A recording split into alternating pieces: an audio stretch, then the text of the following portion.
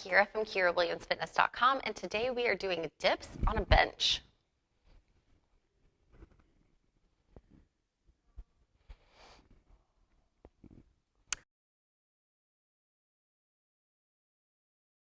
All right, y'all, so there's a couple different variations, but I'm going to go over the basics first.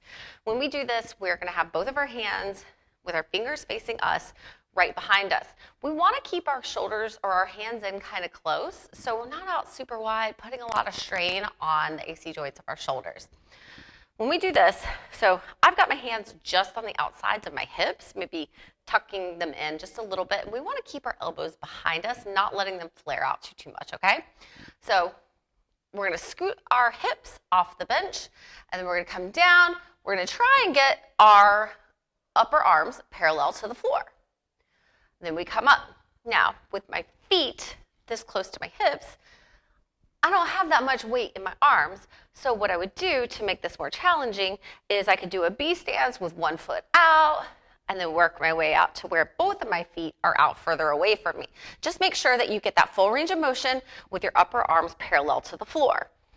Now, we can also make this more challenging by lifting a whole foot off the ground as well.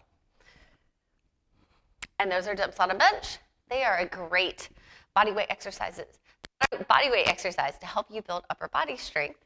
And if you need more upper body strength, and you want killer arms, sign up for online personal training at KyraWilliamsFitness.com.